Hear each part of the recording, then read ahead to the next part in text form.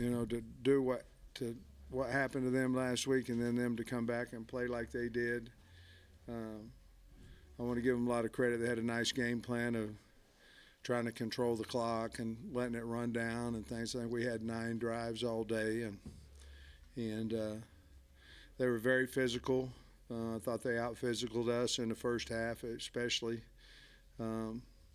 But congratulations to them. I told Coach after the game the score was much closer than 28-6, I felt like, and that he did a wonderful job with his team. They'll have a good football team. They continue to work through him. He's a good football coach, and we've got a lot to get better at. I'm sure you'll ask me about it. Hey, on your run game, what specifically did they do to kind of limit you? And was the plan to not run KJ as much, and then you kind of had to today? Well, we had. I'll go the second one first. We had runs certainly in for KJ, but most of them were strictly for short yardage type situations. But we were ready for that. Just obviously we didn't want to have to go to that, if that makes sense. We were missing blocks. Any type of movement bothered us. There were some times when we didn't have an RPO on the back end. The safety came in and hit us. We weren't especially throwing RPOs in the bubbles well early, so we took them off of the back end, and so we're just not. The last drive was what we were anticipating would happen the entire day, where we're covering them up, moving them 6, 8, 4, 5, whatever it is at a time. It's frustrating right now for the kids, for the coaches, that we're not running the ball consistently, and we'll continue to work on it. Yeah, Coach, what do you do to get the offensive line going and blocking better? I assume it's a large part of the offensive line. It could be running backs too, but well, I think you open up the second half and we got a pin and pull and we run outside the kick-out block. Well, that's not the O-line, you know what I mean? So there's a lot of reasons why we're not dominating the line of scrimmage like we had before, and some of it has to do with we're not moving the line of scrimmage up front like we have been in the past. We're just not moving them. I do think this with the RPOs on the back end of it, like you saw last week, then you're not going to get as many rolling down in the box and all that kind of stuff. But it's not that. We're just not knocking them off the football right now, and we're not blocking particularly well on the edge. We're just not blocking particularly well, period. And AJ got in a little bit of a groove there at the end, and R-Dub, but we're just not a real physical football team. I thought we got a little bit better in the second half, but we've got to continue to maybe we have too many runs in going into the game. We've got to figure that out. You kind of rotated some guys on the offensive line. Are you auditioning, or is that something that you plan to do? Well, I don't know why you'd audition. I mean, it wouldn't make any sense. You'd probably want to play guys that you feel like have the talent and have a right to maybe be a starter. Maybe that the word is audition, but that's mean you don't see a lot of teams do that, rotating guys. Okay. Coach, Keon Stewart came in early at cornerback, and then we didn't see any more Dwight McLaughlin. Can you say what happened there? Nudie has turf toe, and so we were checking him out before the game, and he didn't move very well. Then we put him out there the first play, and he didn't move very well, so we put Stewart out there. So, and I thought he played pretty good. That was a hell of a pass, that the kid made there at the end, but I thought he had a pretty good game. Nudie had turf toe. Luke made some big catches for you in the second half when you needed them. the tight end. Talk about him just coming through there for you. Yeah, I mean, we had second 18, and he got about 8, maybe 7, 8 to get us to the next one, and it just seemed like he was, he turned up and got a first down on one. He's a tough guy. He's blocking better, but he's a guy we've got to continue to target. Antonio Greer came in, pretty nice first game. Did he take pick 6? Yeah, first play. It's a pretty good way to start it. Yeah. Plays, He's still not. I don't think he's still 100%, to be honest with you. But we needed him to play with Pooh being out too in the first half. I think Greer will end up being better and against the run and things of that nature. But right now we're still trying to figure out who that other guy behind Jaheim, but besides Jaheim Thomas is, and Pooh's been hurt. He didn't scrimmage in either one of the scrimmages, and then he gets misses a half here. We think that he could be that guy, but we'll have to look at the tape and figure out between him and Greer.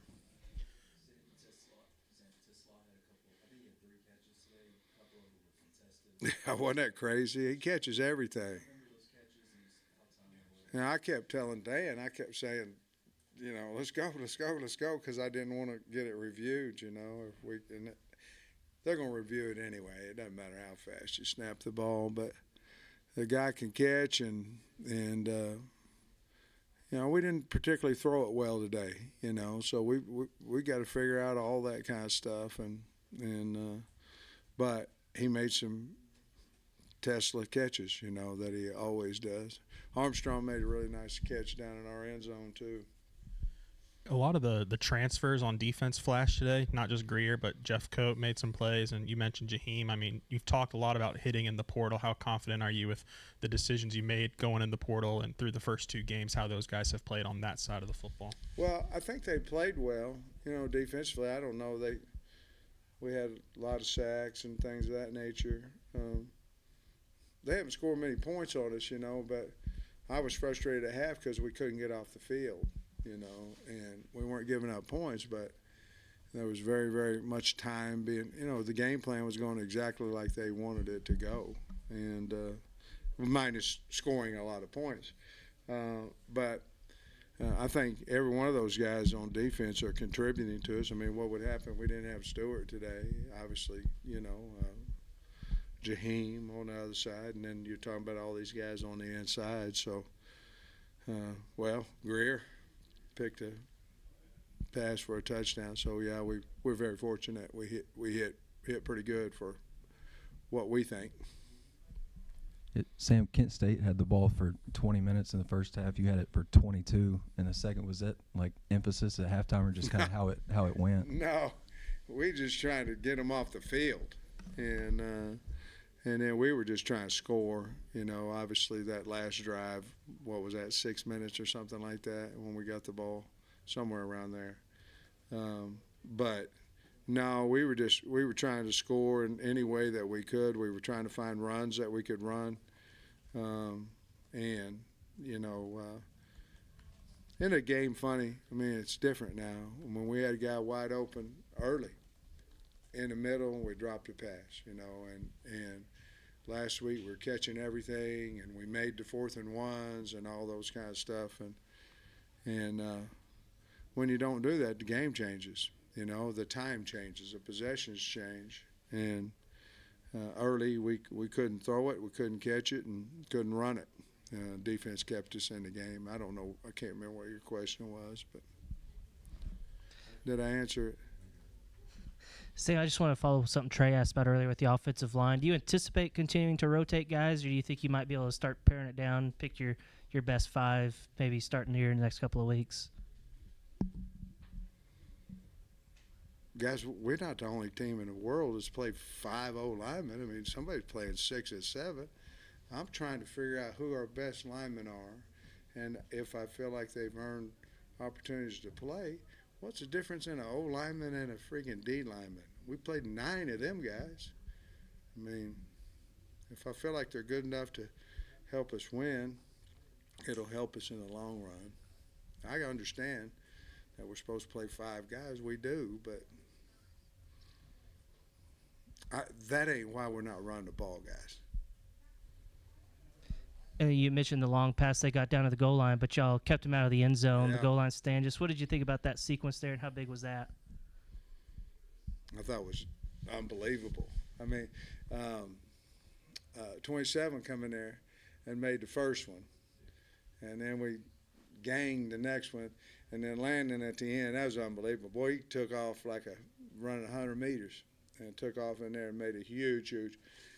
Again, the outcome of the game was going to be we were going to win, whether they did or not, but it showed a little bit. I was really excited for the kids after in the locker room. Yeah, Sam, I don't know anything about the offensive line. I got a couple defensive questions. Listen, we've made too much out of that. I'm sorry that I've coached line for 30-some years. I know how to coach offensive line, and I'm trying to get our guys ready, but I should not. I should have answered it just like that. All right, Bob. Okay. Sorry about that.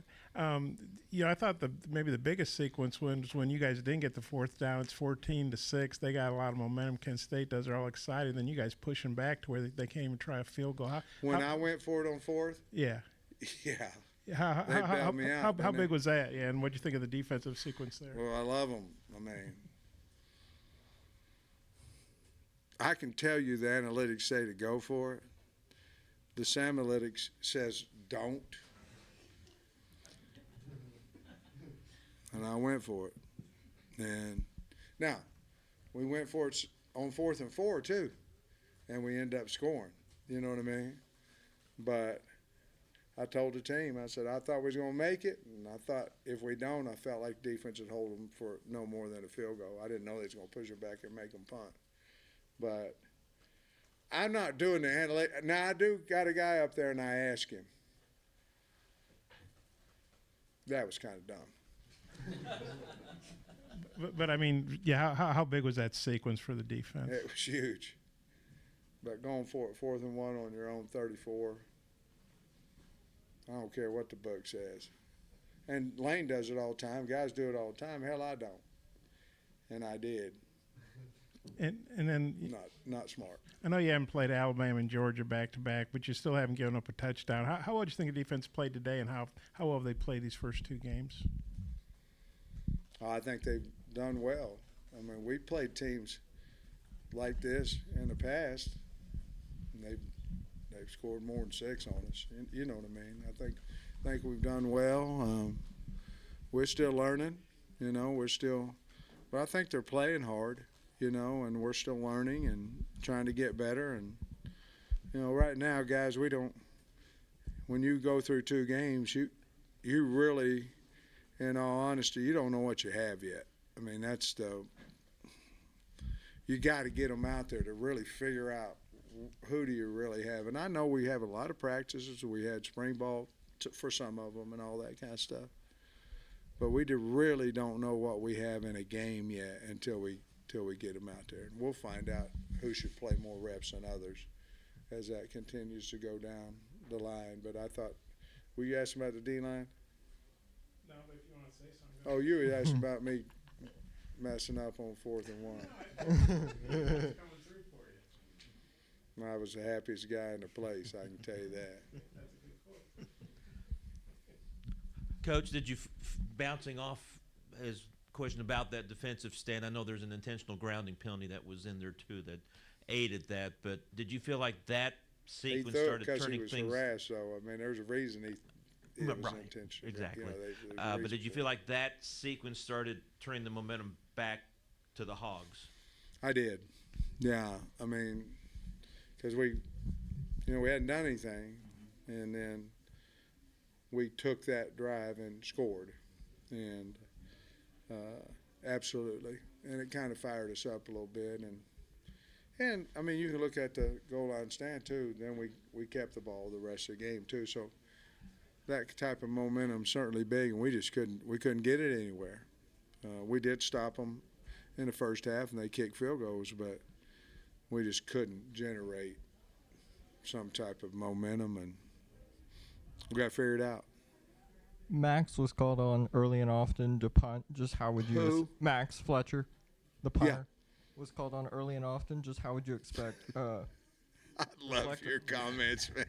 Reflect on his performance. Early and often. I think early he kicked good and often he kicked good. I don't remember him shanking one or anything like that. I don't know what he averaged, Kyle. 45. Wasn't as good as last week. He averaged 49. But did they have any punt return yardage? I don't think they did they? 45 net. I think that's pretty good early and quite a few times. You said through 2 games that you don't know what you've got yet, kind of, but Still don't. you got BYU coming in here next week. Do you wish you knew what you had a little bit more right now?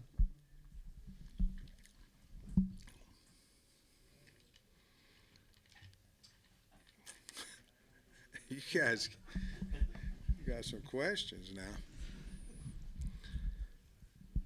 Well, I know we have KJ, and I know we've got left tackle, right. I'm trying to find more than 22 guys. I know who we have as the starters, and I'm trying to find out how many guys can we win with. And we've had the greatest opportunity in America to do that with Western Carolina and Kent State, and we're 2-0. So if I'm trying to find out who we can win an SEC with, and I'm not concerned about BYU, and because we played 3 corners and 4 linebackers and all that, I think we're helping our football team for SEC play. Hey, Coach, I'm just curious what the locker room was like at halftime. What you guys do to try to get them up? And Trey, it wasn't good, bud. But we were talking about. We talk about adversity all the time, and we're saying it don't have to get there. We can just solve problems and all that. But when you have an entire half of problems, it wasn't a panic, but it was basically we're hitting them. They're gaining 3 when we hit them. It was basically I thought we were getting outstrained, outwanted to. And we talked about that and how we're going to fix it. We'd had a few things that caused them trouble on defense, so we continued to want to go on that. And on offense, I told Dan, I said, I don't care. I'm not worried about how many rush yards we have, and I'm trying to score a point. However we're going to score it, I don't care. But we just weren't throwing and catching it very good either. So, a lot of times you can hang your hat on one of them. And so we just challenged the offense to be more physical, strain harder. And I'm trying to make something a lot better out of the second half than what I really believe that it was. It was better, but it still wasn't good. And so but I think they played harder. And you mentioned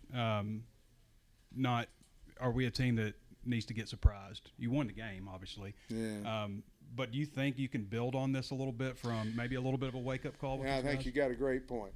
You look at around the country, and it's happened for years, you get surprised. In other words, you get surprised and you lose, or you get surprised and you win. Well, obviously, the second is a lot better than the first. I felt like we had a good week of practice. I did. I thought our distractions were to a minimum. Obviously, Rocket, you know what I mean when you have key players that get hurt, all that kind of stuff. But we didn't come out like I thought we would come out on a home opener, and that bothers me. But I think we can fix. I love our kids, and I love the locker room, the culture. I think we'll fix all this, Trey. I really do, and I think we'll play a much better football game against no disrespect, a much better football team coming in here. next week, and I think we'll show and have a much better, passionate football team out there than we had today. Appreciate you, Coach. Thank you, guys. Jeff Cook,